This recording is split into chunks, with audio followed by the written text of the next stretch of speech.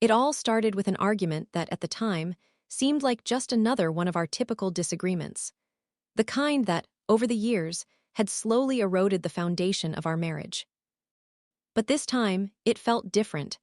There was a sharpness in his voice, a coldness that I had never heard before. He looked at me with a certain finality, as though everything we had shared no longer mattered. I couldn't shake the feeling that the end was near, but even then, I wasn't prepared for the decision that would come. A few days later, I received the divorce papers. The shock hit me like a physical blow. I knew things had been difficult between us for a while, but I hadn't expected it to end like this. Not after everything we had been through. The house we had built together, the trips, the promises, we had talked about growing old together. The idea of losing it all felt impossible, but now, here it was, staring me in the face. At first, I was devastated. How could he just walk away from everything? From me, from our life together? The questions flooded my mind.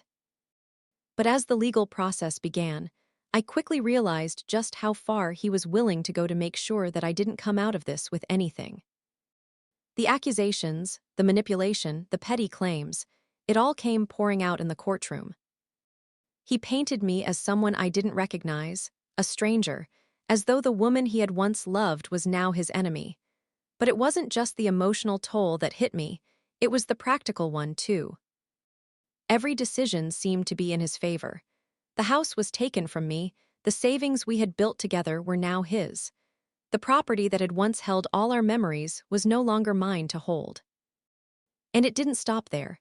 The dog we had adopted together, our constant companion through the hardest and happiest times in our marriage, he was gone, too. The house, the savings, the car, it all slipped through my fingers. Everything I thought was mine, everything I had worked for, was now in the hands of someone who didn't care about the emotional value of these things. He cared only for the material, the cold, hard things that he thought would fill the emptiness inside him. But even as I sat in the courtroom, listening to him speak, a part of me began to wake up. As the battles waged on, I started to realize something. I wasn't losing everything. I was losing the things that no longer served me. The life we had built together, the one I had poured so much of myself into, was no longer the life I wanted. It was just a house, just money, just objects.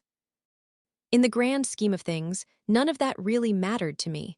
What mattered most was what I had forgotten along the way, myself. The real battle wasn't over the house or the finances. It wasn't even over the dog. The real battle was for my own peace of mind, my sense of self, my freedom.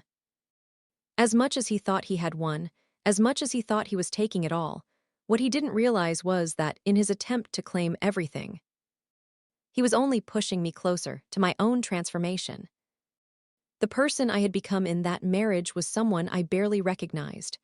And now, I had the chance to rebuild, to find the person I had lost in the chaos. As the months passed and the paperwork was finalized, I felt a strange sense of relief. The fight had been long, and it had drained me, but it also awakened something inside me that I had long ignored. It wasn't the money, the house, or even the possessions that mattered. It was my spirit, my freedom, and the ability to start over. And while he thought he had taken everything from me, in truth, the divorce gave me the greatest gift of all, the chance to reclaim my life.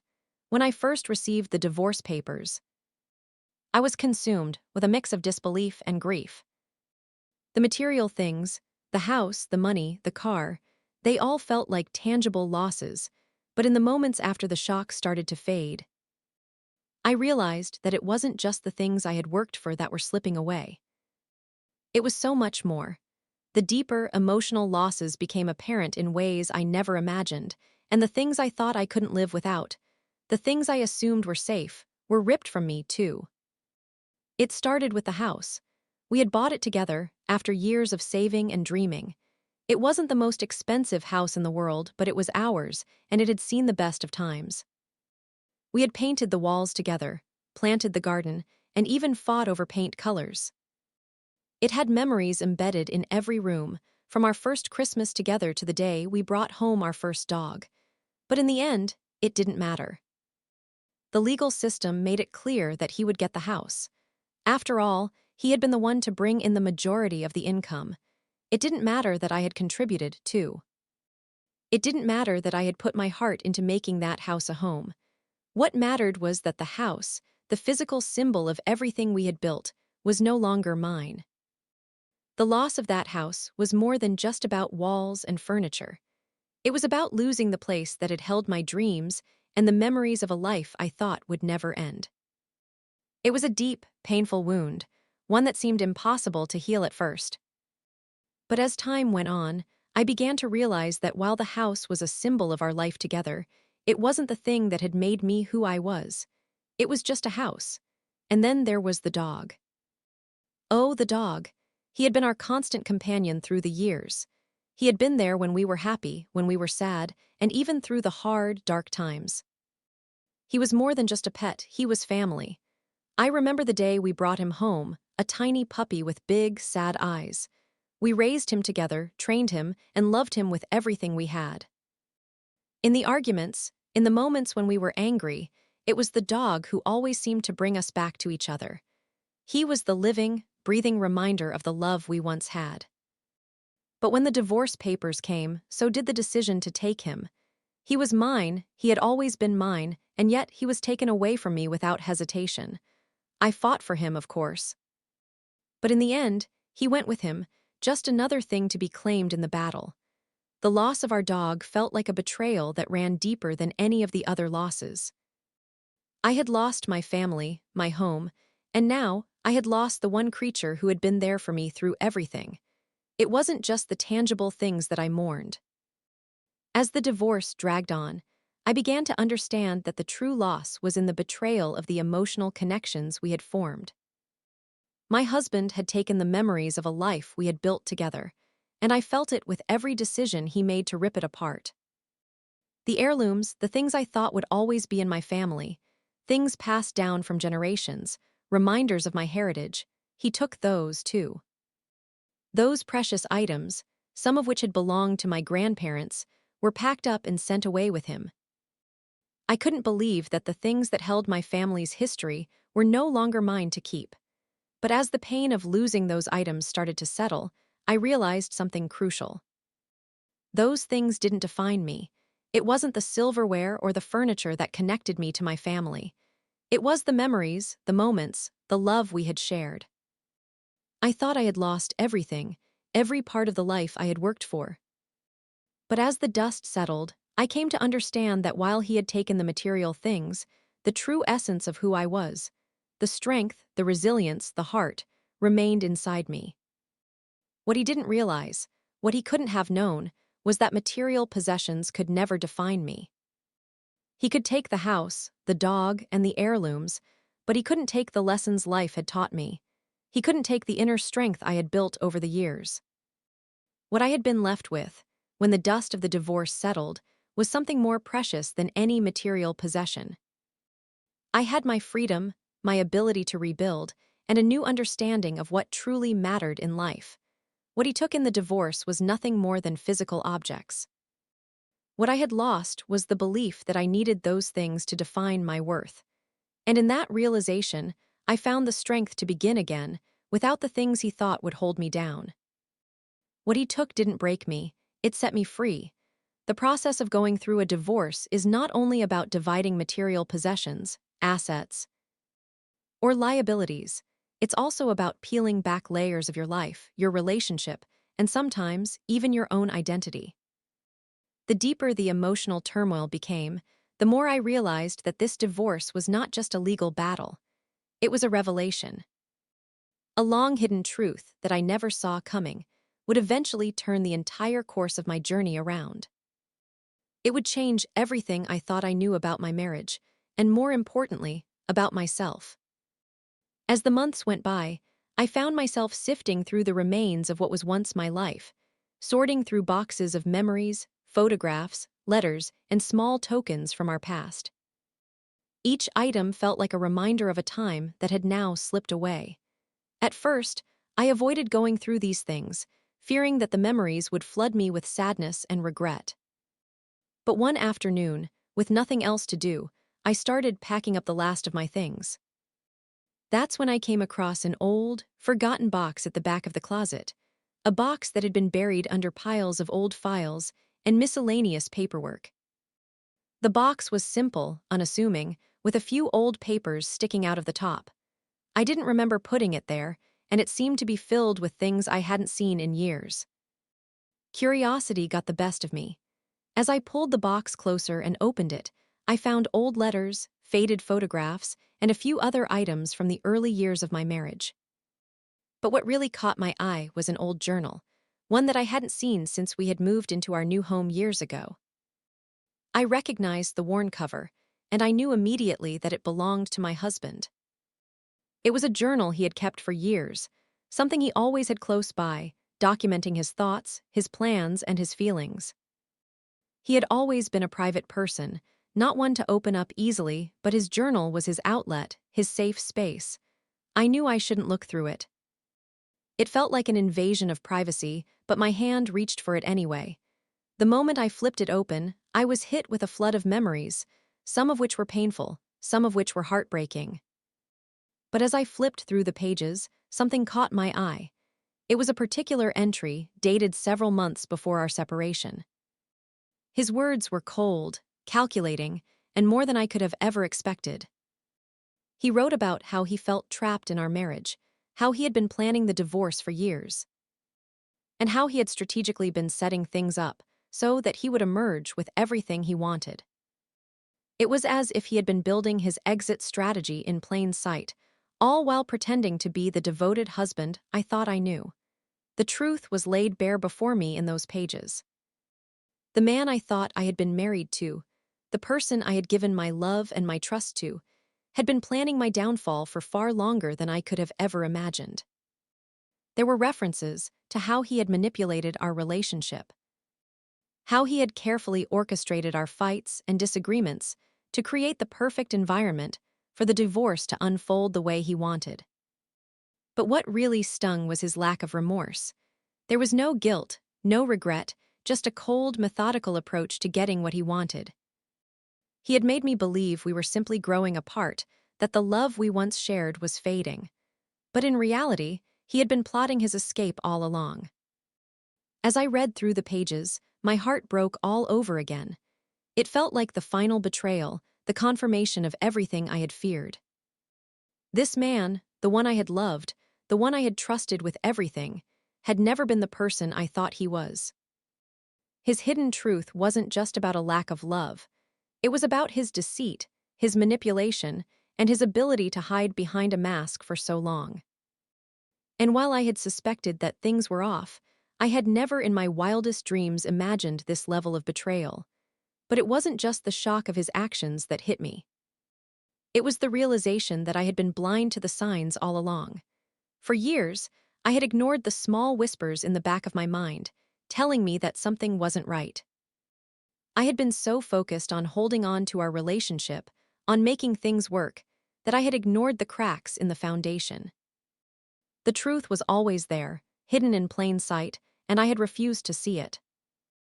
As painful as it was, uncovering this hidden truth was the moment I began to truly understand the depth of the emotional betrayal.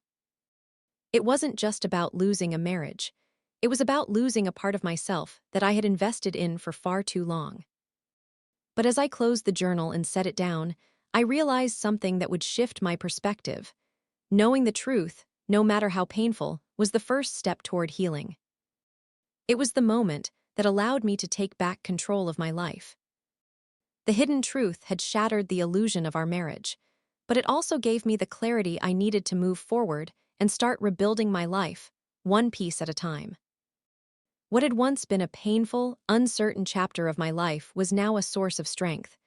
The truth, while devastating, was the key to unlocking my freedom. It was time to let go of the past and embrace the new, uncharted future that lay ahead.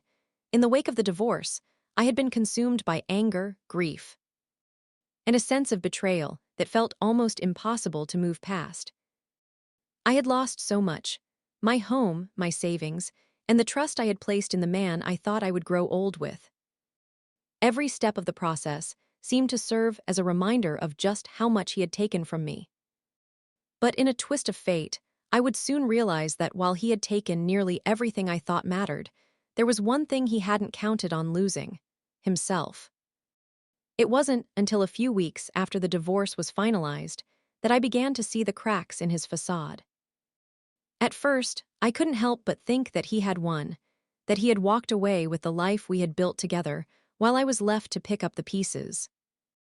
But as the dust settled and I started rebuilding my life, something remarkable happened. His behavior started to change. His initial confidence, the sense of entitlement he had carried through the divorce, began to unravel. I saw him making mistakes, big ones, mistakes that I never thought he would make. The first sign came when he reached out to me out of the blue.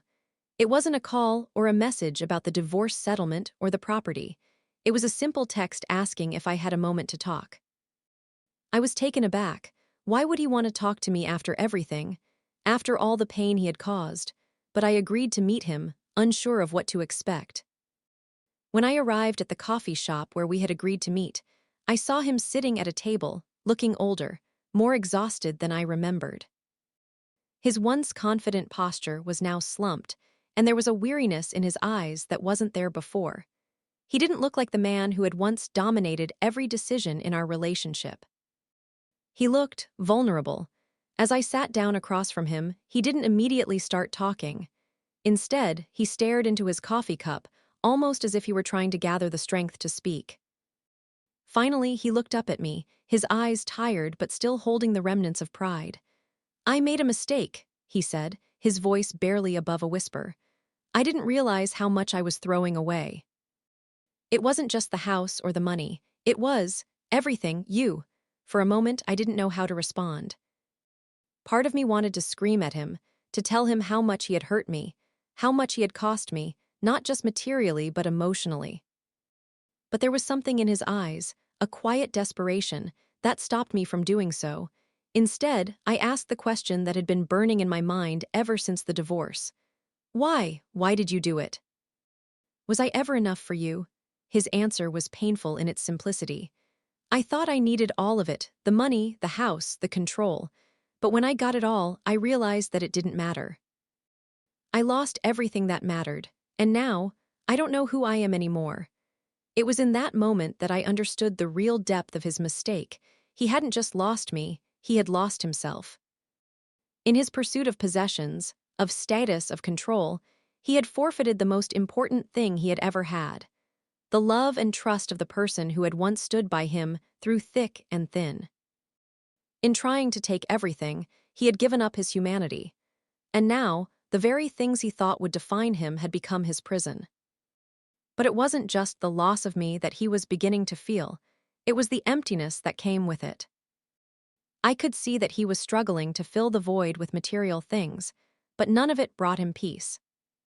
The money, the house, even the status they gave him, couldn't erase the loneliness that began to take root in his life.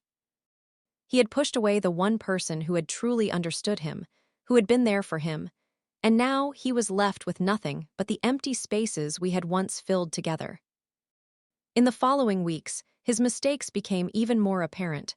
He lost touch with friends, alienated colleagues, and became more withdrawn. The facade of success he had built so carefully during our marriage was crumbling, piece by piece. I realized that while I had been left to pick up the pieces of my broken life, he was now left with a shattered version of the life he had so desperately clung to. The things he thought he could never live without were now the very things that trapped him in a cycle of regret. And that's when I understood something crucial. His greed, his desire to take everything from me, was his undoing. He had made the critical mistake of thinking that material things defined success, that control over our lives would fill the emptiness inside him. What he didn't realize was that what truly mattered, the things that made life meaningful, weren't the things that could be bought or taken. They were the things that couldn't be quantified. They were love, trust, and the quiet moments of connection we had shared. In the end, his mistake wasn't just about the things he took, it was about the person he had become in the process. He thought that by taking everything, he would be in control. But in reality, he had lost everything that truly mattered. He had taken the house, the money, and even the dog, but he had lost the one thing he couldn't afford to lose: his integrity. His mistake wasn't just a costly one, it was a life-altering one. As I moved forward, I realized that the true power lay in letting go, not in holding on to the past or trying to get back what I had lost, but in embracing the future with open arms. Free of the toxic need for control and possessions. His mistake had ultimately given me the clarity I needed to begin again, and this time, I would never make the same mistake.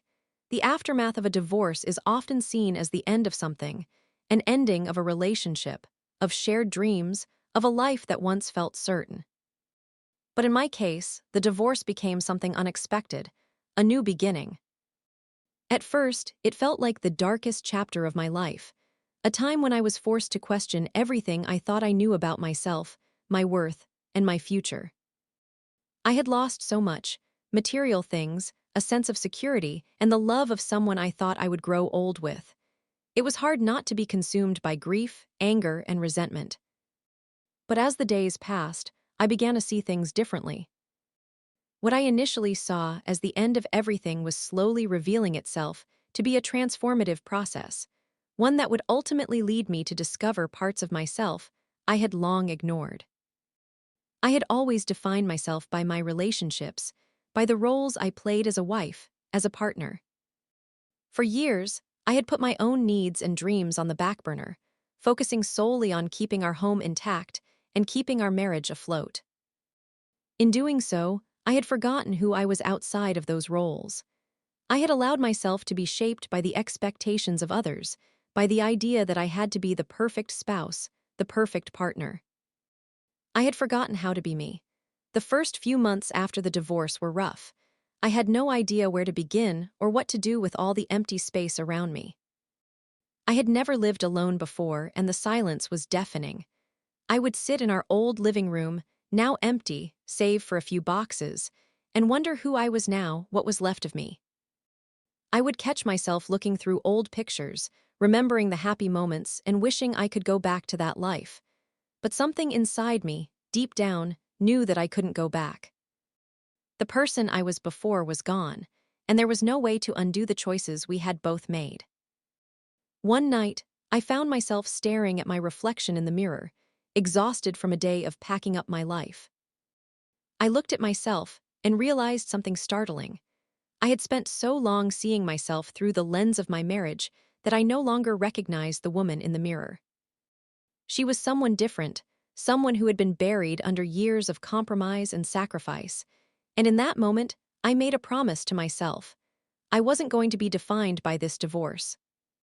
I wasn't going to be a victim of my circumstances. I was going to find my own way, to build a life that was completely mine.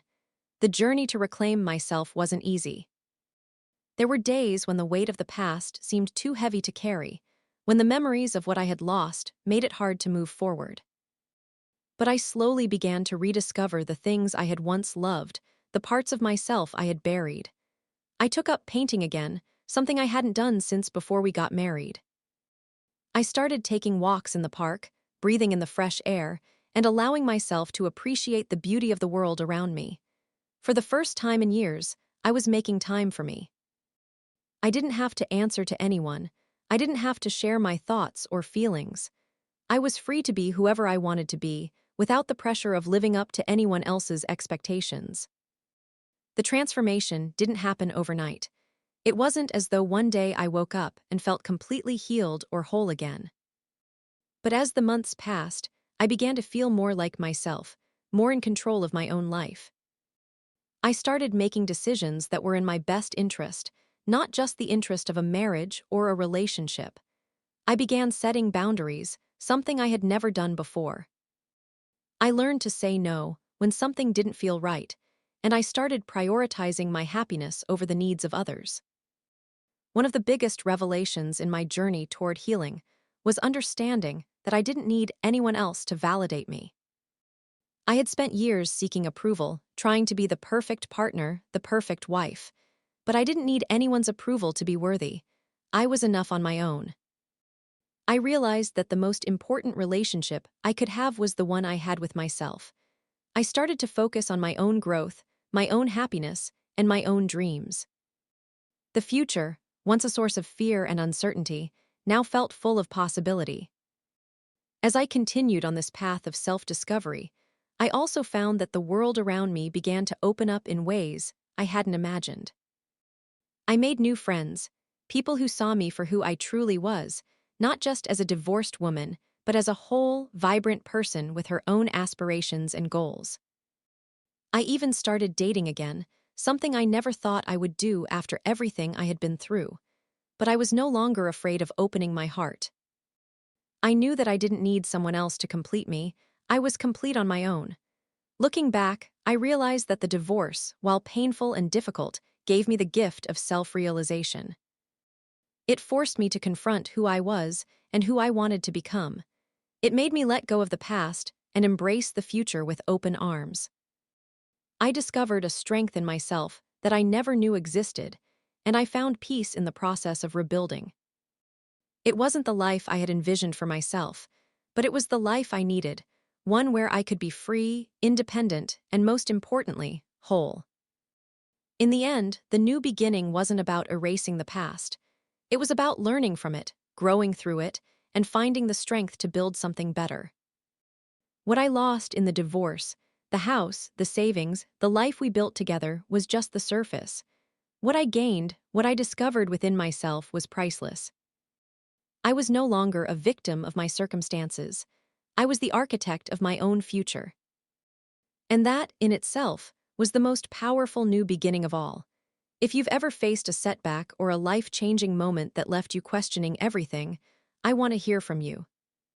How did you rebuild? What was your turning point? Share your story in the comments below, and let's support each other as we navigate through life's most difficult challenges. If this story resonated with you, don't forget to like, share, and subscribe for more inspirational content that'll help you rise above and create the life you deserve. Remember, every ending can be the start of something new. Embrace the journey ahead.